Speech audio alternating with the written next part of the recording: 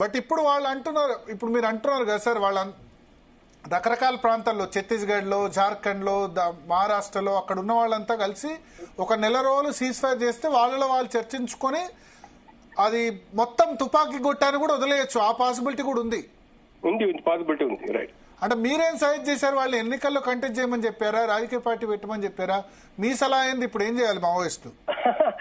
లేదండి, కొంచెం టైం కావాలి. ఇప్పుడు మనం అవన్నీ ఇప్పుడు కాదు, మళ్ళీ ఒక వారం 10 రోజులతో కొంచెం పరిస్థితుల్లో మార్పు వస్తే ఆ సజెషన్ అంటే మేము కోరుకునేది ఏంటంటే తప్పనిసరి అందరూ కూడా అంటే ప్రజలతో పాటు ఉండాలా. ఆదివాసుల సమస్యలు ఉన్నాయి, ఇప్పుడు కార్మికుల సమస్యలు ఉన్నాయి, రైతుల సమస్యలు ఉన్నాయి. వాటి గురించి అందరం కలిసి శాంతియుత పద్ధతిలో ఎట్లా మార్పు తీసుకురావాలని ఆలోచించవచ్చు కదా, డెమోక్రటిక్ వేలో.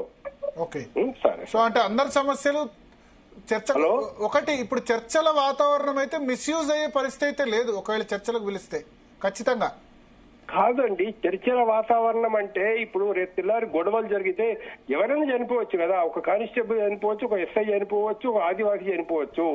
దానివల్ల ఎవరికి లాభం వస్తుంది? మన దేశానికి మంచిది కాదు కదా, దేశానికి మంచిది కాదు. మేమేం కోరుతున్నాం అంటే సార్, ఇప్పుడు మరి చూశారు తెలంగాణలో ఇప్పుడు నక్సలిజం, మావోయిజం తగ్గిన తర్వాత కరీంనగర్, ఆదిలాబాద్, నిజామాబాద్ ఏ విధంగా డెవలప్ అయ్యాయి. ఇదివరకు చదువుకునే పరిస్థితి కూడా లేదు, అభివృద్ధి చెందాయి. ప్రతి ఇంటికో సాఫ్ట్వేర్ ఇంజనీర్ అయ్యారు. దుబాయ్ వలసలు ఇవన్నీ చాలా వరకు తగ్గుముఖం పెట్టాయి. వరి పంటలో కరీంనగర్, నిజామాబాద్ ఉమ్మడి 2 రాష్ట్రాల్లో కూడా నెంబర్ 1 అయిపోయాయి. సో ఇటువంటి సిచ్యువేషన్ ఉంది. మావోయిస్టులకు కూడా జాయిన్ అయ్యే వాళ్ళు కూడా తగ్గిపోయిన పరిస్థితి.